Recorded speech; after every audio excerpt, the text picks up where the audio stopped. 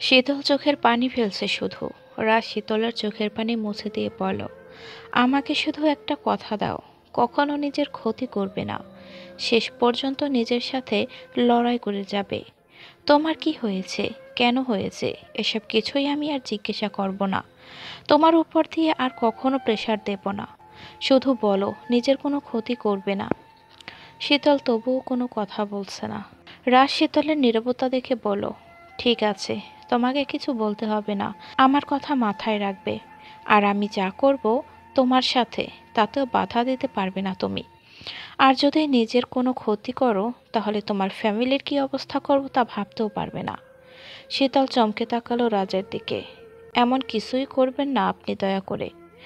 এইবার কুকুমনির মুখ থেকে কথা বের হলো, আর ফ্যামিলির কথা যতটুকু ভাবো, ততটুকু থেকে মিনিমাম আমার কথাও ভাবতে। যদি সবকিছু যদি শেয়ার করতে, তাহলে আমাদের এত কষ্ট হতো না, আর এই দিন দেখতে হতো না। যাই হোক, এসব কথা থাক এখন। রাজ হটপট বের করে খাবার সাজালো নিজের হাতে। শীতল শুধু চেয়ে চেয়ে দেখল। সব শীতলের পছন্দের খাবার। রাজ খাবার নিয়ে শীতলের মুখের সামনে ধরল। শীতল মুখ ঘুরিয়ে নিল। শীতলের ভীষণ ইচ্ছে করছে রাজের হাত থেকে খেতে, বাট পারছে না। শীতলের বুক ফেটে যাচ্ছে রাজের শুকনো অসহায় মুখ দেখে। শীতল জানে রাজও খায়নি, শীতল খেলে রাজ খাবে হয়তো। রাজ কয়েকবার বলার পরেও শীতল খেলো না। এবার রাজ শীতলকে জোর করে খাইয়ে দিল। শীতলের শরীর দুর্বল বলে সে বেশি বাধা দিতে পারল না। শীতলের খাওয়া শেষ হলে রাজ শীতলের ঠোঁটে গালে লেগে থাকা জলটুকু জিভে দিয়ে খেলো, শীতলকে অবাক করে দিয়ে। তারপর কিছুক্ষণ শীতলকে জড়িয়ে ধরে শীতলের গলায় মুখ লাগিয়ে শুয়ে থাকলো, চোখ বন্ধ করে। দুজনের কেউ কথা বলছে না, শুধু তাদের হৃদস্পন্দন কথা বলছে। কথা বলছে তাদের নিঃশ্বাস। শীতলের ইচ্ছে করছে রাজকে জড়িয়ে ধরতে শক্ত করে, যেন রাজের থেকে কেউ তাকে আলাদা করতে না পারে। রাজ বলল, জানো আমার এখন কি ইচ্ছে করছে? আমার ইচ্ছে করছে তোমাকে আমার বুকের মাঝে লুকিয়ে রাখতে, যেন কেউ কেড়ে নিতে না পারে। রাজ শীতলের হাত ধরে মন ভরে চুমু খেল। শীতলের যেই হাত কাটা, সেই হাত রাজের বুকের মাঝে দিয়ে রাজ বলল, আমার কষ্ট তুমি বুঝতে পারছো নাকি? আমার হৃদয় কি বলে তা যদি একবার শুনতে পারতে। আমার বিশ্বাস তুমি সব শুনতে পারো। রাজ শীতলকে ওষুধ খাইয়ে শুইয়ে দিয়ে চলে আসার সময় শীতলের দিকে করুণ চোখে তাকালো রাজ। কয়েকদিন পর শীতল ক্লিনিক থেকে ছাড়া পেল। রাজ হঠাৎ সকালে একটা চিঠি পেল। চিঠিটা খুলে দেখলো ডিভোর্স পেপার। রাজের মাথায় রক্ত উঠে পড়েছে। সে কি করবে ভেবে পাচ্ছে না। ইচ্ছে করছে শীতলের পুরো পরিবারকে কেটে কিমা বানিয়ে কুকুরদের খাওয়াতে, বাট সেটা করা যাবে না। শীতলের জন্য রাজ এই কাজ করতে পারবে না। শীতলের জন্য কিছু করতে পারছে না রাজ। এটাই রাজের সবচেয়ে বড় দুঃখ। রাজ স্পিডে ড্রাইভ করছে। শাসা করে ড্রাইভ করে রাজ শীতলের বাড়ির উদ্দেশ্যে রওনা দিয়েছে। শীতলের কাছে ফোন নেই যে রাজ ফোন করে তাকে জানাবে। শীতল কি করে পারল ডিভোর্স পেপারে সাইন করতে? ওর হাত একটু কাঁপেনি। রাজ ভেবেছিল শীতল আর যাই করুক, কখনো একেবারে তাকে লাইফ থেকে বের করবে না। বাট রাজের ধারণা ভুল ছিল। রাজ সোজা গিয়ে গেট ভেঙে বাড়ির ভেতরে প্রবেশ করলো। কার থেকে নেমেই কারের দরজায় লাথি দিয়ে দরজা বন্ধ করলো। রাজকে মোটা মোটা দুটো জল্লাদ টাইপ লোকের সম্মুখীন হতে হলো। রাজ এই দুটোকে পিটিয়ে তক্তা বানিয়ে বেশি সময় নিল না। রাজ এই দুটোর পেটে যেই লাথি দিতে যাবে, আবার তখন কারো গায়ের গন্ধ পেল রাজ। সামনে তাকিয়ে যাকে ভেবেছিল তাকেই দেখতে পেল রাজ। রাজের মুখে কিছু ব্লিডিং লেগেছিল, কি রকম ভয়ঙ্কর জানোয়ারের মতো দেখাচ্ছে। রাজ উঠে দাঁড়িয়ে শার্টের হাতা ফোল্ড করলো, তারপর শীতলের দিকে তাকালো। শীতল ভয়ে নিচে তাকিয়ে আছে। শীতল জানে রাজ প্রচণ্ড রেগে আছে। শীতলের ডিভোর্স পেপারে সাইন করার সময় বুক ফেটে কান্না আসছিল। সে 3বার জ্ঞান হারিয়েছিল, তবুও রেহাই পায়নি সে। রোদ একটা কাটারি দিয়ে নিজের গলাসহ বাবা মায়ের গলার সামনে ধরে রেখেছিল। শীতল বাবা মা ভাইয়ের মৃত্যুর কারণ হতে চায় না, তাই সে বুকে এক সাগর পাথর রেখে সাইন দিয়ে তৃতীয়বারের মতো জ্ঞান হারালো। রাত অনেক হয়েছে। রোদসহ তার বাবা মা উপরের করিডোরে দাঁড়িয়ে রাজের ভয়ানক রূপ দেখছিল। সাহস কুলোয়নি তাদের রাজের মুখোমুখি হওয়ার। রোদ ময়মনসিংহের পুলিশ কমিশনারকে ফোন করে আসতে বলেছে। সাথে কিছু পুলিশ গার্ড নিয়ে আসতে বলেছে, যেন রাজকে আটকিয়ে বাড়ি থেকে বের করা হয়। পরিস্থিতি স্বাভাবিক করার জন্য রোজ শীতলকে নিচে রাজের সামনে যেতে বলেছে। রাজ শীতলকে দেখে রাগ ঝেড়ে কিছুটা শীতল হবে এর নিশ্চয়তা থেকে রোজ শীতলকে রাজের সামনে তার কাছে পাঠিয়েছে। রাজ একটা লাঠি নিয়ে শীতলের কাছে গেল। শীতল ভয়ে মাথা নিচু করে আছে। সে ধরে নিয়েছে রাস্তার মাথা ফাটাবে। রাজ শীতলের মাথা ফাটিয়ে শীতলের দেহকে রক্তাক্ত করুক, এটাই চায় শীতল। সে আজ যা করেছে রাজের সাথে, তাতে এটাই তার প্রাপ্য। তার ডার্লিং, হঠাৎ আমার প্রতি এত সদাই কেন হলো? শীতল ভয়ে ভয়ে বলল। কেন? না মানে, মেঘ না চাইতেই জল পেলাম তো, তাই। এতদিন তোমাকে কুকুর বিড়ালের মতো চিৎকার করে ডেকেছি তোমার মুখটুকু দেখার জন্য, বাট তুমি আমার প্রতি একটু সদয় হলে না। কিন্তু আজ দেখো, আমি না ডাকাতেই আমার শিকার ধরা দিয়েছে আমার জালে। দেখুন, আপনি এখান থেকে যান, কারণ এখনই কমিশনার আসবে, তখন আপনার বিপদ হবে কপালে। সো বিপদ হওয়ার আগে এখান থেকে চলে যান। কি ব্যাপার কি? আজ বারবার মেঘনা চাইতে জল? এতদিন তো তোমার মুখ থেকে কোনো কথাই বের হতো না, আর এখন তো দেখছি কথার বুলি ফুটেছে। রাজ কথাটা বলে শীতলকে উদ্দেশ্য করে হাতের লাঠিটা প্রয়োগ করলো। শীতল ভেবেছে আজ তার দিন শেষ। সে মনে হয় রাজের হাতে প্রাণ হারাবে। অন্তত রাজের হাতে নিজের প্রাণ দিয়ে রাজের কোলে মৃত্যুবরণ করতে পারবে সে। এটা ভেবে নিজেকে সান্ত্বনা দিল শীতল। শীতল চোখ খুলে দেখল তার পাশে থাকা মোটর রাজ লাঠি দিয়ে আঘাত করেছে। ঝনঝন শব্দ হচ্ছে, আর শীতলের ভেতরেও এমন ঝনঝন শব্দ হচ্ছে ভয়ে। রাজ অট্টহাসিতে ভেঙে পড়ল শীতলের সিচুয়েশন দেখে। সে হাসি থামিয়ে পড়ল, ভয় পেয়ে গেলে বউ? ভেবেছ তোমাকে আঘাত করব? তোমাকে এখন আমি কি আর আঘাত করতে পারি? তোমাকে আঘাত করা মানে নিজেকেই আঘাত করা। রাজ গায়ের শার্ট খুলে পানি দিল মুখে। শার্টটা শীতলের হাতে দিল রাজ। পানি দিয়ে মুছে নিল রাজ তার শরীর। শীতল চুপচাপ রাজের বডি দেখছে। রাজের বডি দেখে শীতলের চোখ আটকে গেল। ছেলেরা যে এত সুন্দর আর ফর্সা হয় সেটা রাজকে না দেখলে বোঝাই যেত না। রাজ শীতলের দিকে তাকিয়ে শীতলের ওড়না দিয়ে নিজের হাত মুখ মুছল। তারপর বলল, এভাবে তাকিয়ে আছো কেন? নিজের স্বামীর বডির দিকে আর চোখে তাকানোর কি হলো? মনে হচ্ছিল তুমি কোনো অচেনা মেয়ে। যাই হোক, তোমার সাথে অনেকদিন ধরে বাসর করা হয় না, তাই তো আমার দিকে এভাবে তাকিয়েছিলে। আচ্ছা ডার্লিং, নো টেনশন, বাসরের জন্য একটা ডেট ফিক্সড করছি। শীতল কল্পনা করেন ডিভোর্স পেপার সাইন করার পরও ঠান্ডা মাথায় এগুলো বলবে রাজ। আপনাকে আমার লাইফ থেকে বের করে দিয়েছি আমি, ডিভোর্সের পেপার তো পেয়েই গিয়েছেন আপনি। আমি আপনার বউ নই এখন, তাই আমার সাথে আবারও নতুন করে বাসরের কথা ভুলে যান।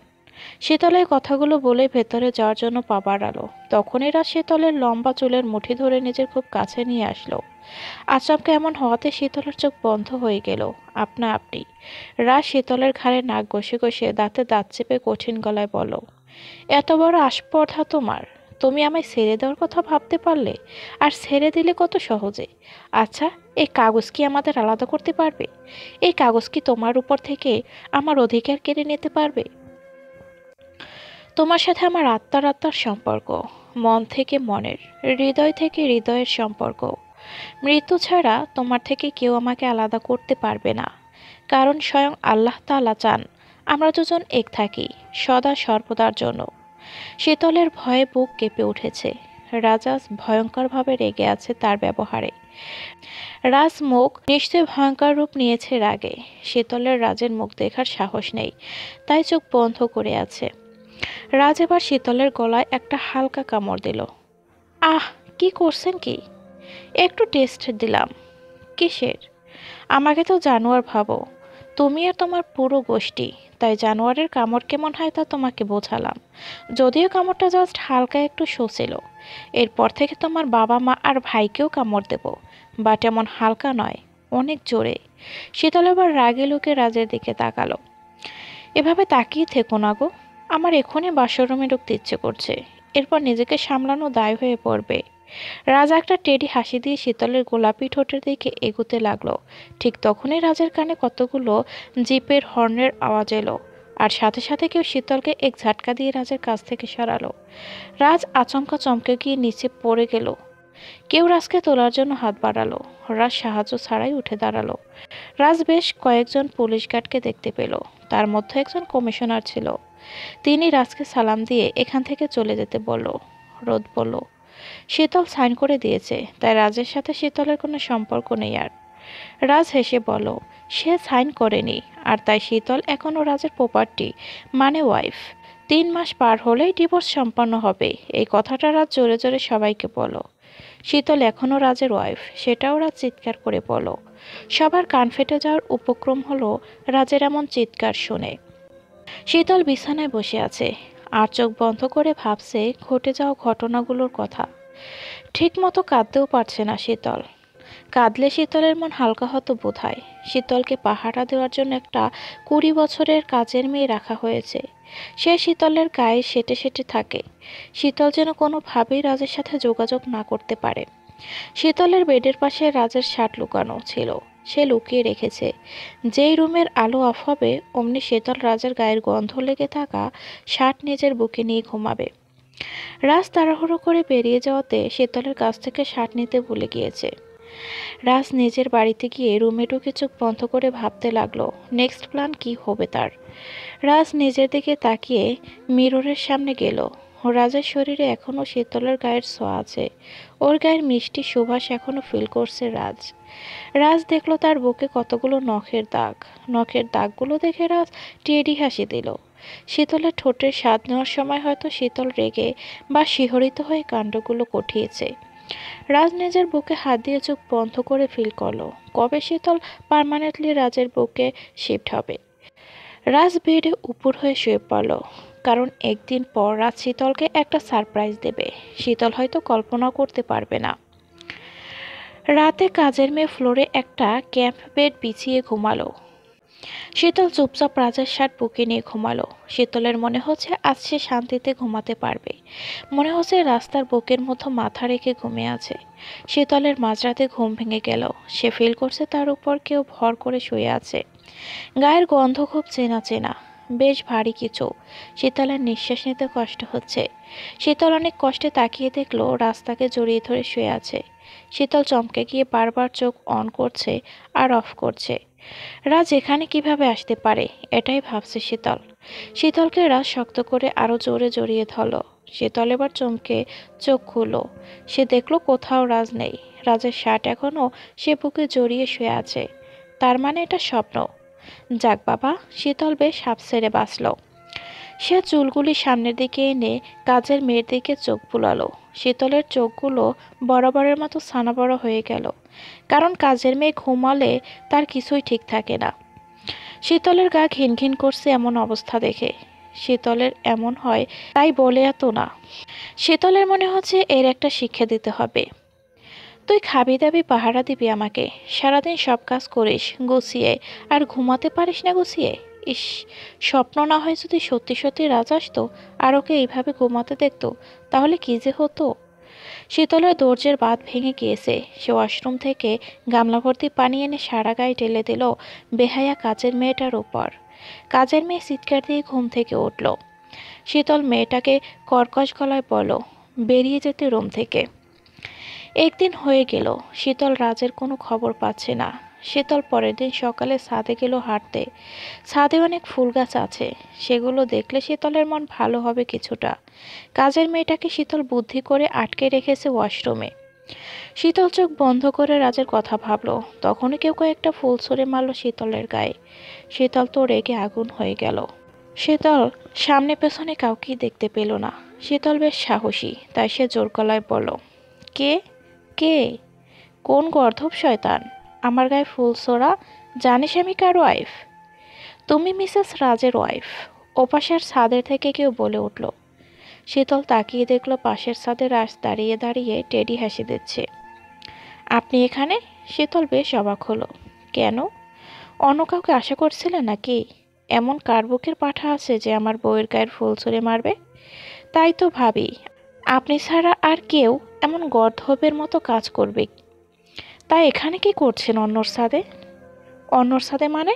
নিজের ছাদেটা আমি নগদ টাকা দিয়ে কিনে নিয়েছি। মানে এই বাসা আপনি কিনেছেন? জি হ্যাঁ। আমার জানা মতে আপনার দাদা ডাকার বাসার লোককে ঠকিয়ে কিনেছে, আর আপনি বুঝে এই বাসা ঠকিয়ে কিনেছেন আরেক লোকের কাছ থেকে। পুরো পরিবার লোক ঠগানোর কাজ করেন, তাই না? রাজ শার্টের হাতা ফোল্ড করে টেডি হাসি দিয়ে বলল, আমি এখন এই বাসায় থাকবো, তাই এখন থেকে আমি তোমার প্রতিবেশী। প্রতিবেশীর একটু খেয়াল রাখতে শিখো। রাজ কথাগুলো বলেই নিজের ছাদ থেকে শীতলের ছাদে এসে পড়ল। শীতল ছাদ থেকে চলে যেতে গেলেই রাজ শীতলকে একটানে নিজের কাছে নিয়ে এসে কানে কানে বলল, আমার দাদা দাদিকে তুলে এনে চুরি করে বিয়ে করেছে, আমার বাবা মাকে হাইজ্যাক করে বিয়ে করেছে, আর আমি তোমাকে ডাকাতি করে বিয়ে করেছি। শীতল কিছু বুঝে ওঠার আগেই রাজ শীতলের ঠোঁট নিজের আয়ত্তে নিয়ে নিল। শীতল রেগে নিজেকে ছাড়ানোর চেষ্টা করছে রাজের থেকে। রাজ আরও শীতলকে নিজের আয়ত্তে নিয়ে এলো। তখনই তারা কারো চিৎকার শুনতে পেল। রাজ আর শীতল তাকিয়ে দেখলো কাজের মেয়ে ললিপপ খাচ্ছে আর জোরে চিৎকার দিচ্ছে। শীতলের বেশ রাগ হলো রাজের উপর। কাজের মেয়ে এভাবেই তাদের দেখে ফেললো। এবার সে বাবা মা আর রোদকে বলে দেবে। রোদ ভাইয়া ঝামেলা করবে প্রচণ্ড। রাজও এবার ভাইয়াকে ছেড়ে দেবে না। রাজ শীতলের জন্য তার পরিবারের কোনো ক্ষতি করবে না, বাট দর্জের বাঁধ ভেঙে গেলে খুব বাজে হবে সিচুয়েশন। কাজের মেয়ে ললিপপ নিচে ফেলে দিয়ে দৌড় শুরু করলো নিচে যাওয়ার জন্য। ঠিক তখনই রাজ বলো, madam Foli, just 1 minute please. Phuli পিছনে তাকিয়ে বলো, 1 সেকেন্ডও দাঁড়ানোর সময় নেই। আমি নুন খেয়ে নোনা হারামি করব না। আমি এখন সবাইকে বলে দেব এখানে এখন কি ঘটলো। ঠিক আছে ম্যাডাম, বলুন, বাট তার আগে আপনার ফোনে একটা SMS পাঠিয়েছি, সেটা দেখুন। শীতল কিছুই বুঝতে পারছে না রাজের কাণ্ড। ফুলি নিজের ফোনের SMS দেখে রাজের দিকে তাকালো। ফুলি কথা বলছে না, কারণ ফুলির বুলি বন্ধ হয়ে গিয়েছে SMS এর ভিডিও দেখে। রাজ ফুলির কাছে গিয়ে পকেট থেকে ললিপপ বের করে সেটা ফুলির মুখে পুরে দিল। ফুলি চোখ বড় বড় করে এষ্টুচু হয়ে দাঁড়িয়ে আছে। শীতল ভাবছে রাজ কি এমন দেখালো যে ফুলি চুপ হয়ে আছে। শীতলের মনে পড়ল ফুলি যে ঘুমিয়ে থাকে যে অবস্থায়, সেটা আবার ভিডিও করলো নাকি রাজ, যেন সময়ের কাজে লাগানো যায়। শীতলের বেজায় রাগ উঠল। নিজের কার্য সিদ্ধের জন্য কি এমন করে নাকি? রাজ বলো, তো ফুলি ম্যাডাম, আপনি এখানকার ঘটনা যদি কাউকে বলেন তাহলে ফোনের ঘটনা তো আমিও কাউকে না কাউকে বলবো। ফুলি শুধু বলল, ধর্মের কল বাতাসে নড়ে, আমাকে এভাবে মেল করলেন তো দেখবেন ধর্মে সইবে না। ফুলি নিরীহ মেয়ের মতো ছাদ থেকে চলে গেল। রাজ পকেট থেকে একটা ললিপপ বের করে শীতলের সামনে গেল। শীতল বড় বড় চোখ করে তাকিয়ে আছে রাজের দিকে। আপনি ভালো করে বলুন তো, ফুলির কি ভিডিও করলেন? ওর যে ঘুমালে কিছু ঠিক থাকে না সেটা ভিডিও করছেন আপনি? এত নিচ কবে থেকে হলেন আপনি? আমার সাথে যা করেছেন তাতেও মন ভরে না, এখন আবার কাজের মেয়ে, সি সি সি। রাজ শীতলের চুল ধরে নিজের খুব কাছে এনে বলল, পৃথিবীতে তোমাকে ছাড়া আর সবাইকে আমি মা বোনের চোখে দেখি, আমি শুধু তোমার সাথেই। যাই হোক, একটা কথা শুনে রাখো, আমি আর যাই করি তোমাকে ধোকা দেব না কখনোই। আমি শুধু তোমাকেই ভালোবাসি, অ্যান্ড ভালোবাসি। তোমাদের ফুলের প্রেমিক হলো তোমাদের দারোয়ান। সন্ধ্যার সময় তোমাদের দারোয়ান আর কাজের মেয়ে রোমান্স করছিল, সেটাই আমি ভিডিও করেছি। এখন আমি সেটা দিয়েই ফুলিকে ভয় দেখালাম। রাজ শীতলকে ছেড়ে দিয়ে ললিপপটা শীতলেরকে পুড়ে দিল। শীতল বাধা দিল না, সে অপরাধীর মতো চুপচাপ মাথা নিচু করে আছে। রাজ হঠাৎ করে শীতলের মুখে ললিপপটা নিয়ে নিজের মুখে দিল। আহ, এবার খুব মিষ্টি লাগছে ললিপপ। এই ললিপপে আমার ভালোবাসার ঠোঁটের ছোঁয়া আছে। শীতল হাসবে না কাঁদবে সেটা বুঝতে পারছে না। শীতল নিচে নেমে চলে এলো। কাজের মেয়ে তার দেখে কেমন করে যেন তাকালো। ফুলি বলল, আপ্পাজান, লোকটা সুবিধার না, মানুষের ব্যক্তিগত জিনিস নিয়ে মেল করে। শীতল রাগী গলায় বলল, গর্ধব, ওটা মেইল হবে না, ব্ল্যাকমেইল হবে রে। আর শোন, নিজের চরকায় তেল দে, দারোয়ানের সাথে তোর লটর কটর আছে সেটা জানি আমি, উনি আমায় বলেছেন। দুপুরে শীতল না খেয়ে ঘুমাচ্ছে, ঠিক তখনই একটা ফুলি এসে তার ফোন দিয়ে গেল।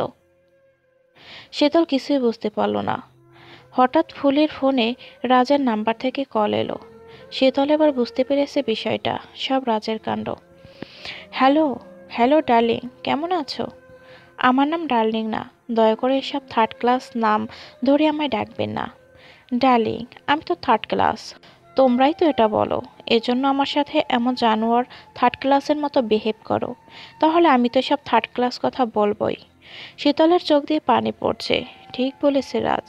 শীতল আর তার পরিবার তো রাজকে থার্ড ক্লাস ভাবে, রাজকে সবসময় জানোয়ার বলে রোদ। তখন শীতলের বুক ফেটে কান্না আসে। হ্যালো ডার্লিং, তুমি যদি আমার কাছে চলে আসো তাহলে কথা দিলাম নিজেকে পাল্টাবো। তুমি তো আমাকে পাল্টে দেবে, তাই না? তোমার জন্য আমি পাল্টে গিয়ে পুরোপুরি তোমার মতো ফার্স্ট ক্লাস হব। শীতল কিছু বলতে পারছে না কান্নার জন্য। ডার্লিং, কান্না অফ করো প্লিজ। আর কিছুদিন কষ্ট করো, তারপর তোমার চোখের পানি পড়তে দেবো না আর। রাজ কিভাবে বুঝতে পারলো শীতল কান্না করছে?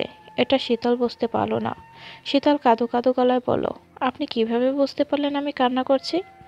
আশ্চর্য কথা বলছো তুমি। আমার কান্না আমি বুঝতে পারবো না?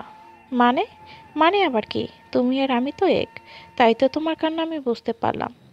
আপনি একটা পাগল। ঠিক, তবে তোমার প্রেমে পাগল। আচ্ছা শোনো আমার কথা।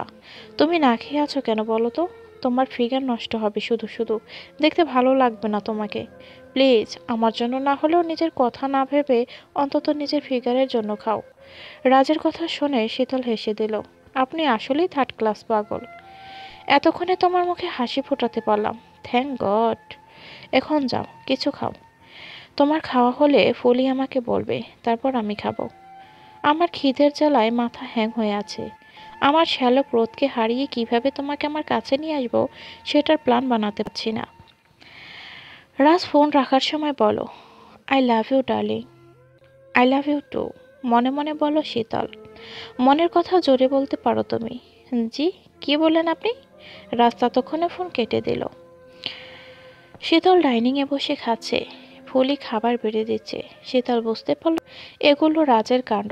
শীতল খাওয়ার সময় ভাবল, রাজ তো বাহিরের খাবার তেমন খেতে পারে না, এখন তো তাকে বাহিরের খাবার খেতে হয়। না জানি কিভাবে কি খাচ্ছে সে। বিকালে শীতলের অনিচ্ছা সত্ত্বেও সজল তাকে ময়মনসিংহের একটা ক্লাবে নিয়ে গেল। শীতল লং স্কার্ট আর স্কার্ফ মাথায় দিয়ে হালকা সুগার লিপস্টিক মেখে হালকা কাজল দিয়ে সেজেছে। শীতল এমনিতে স্লিম ফিট আর ফিট বডির মাখনের মতো দবদবে সুন্দরী। রাজ ছাদ থেকে শীতলকে দেখতে পেল।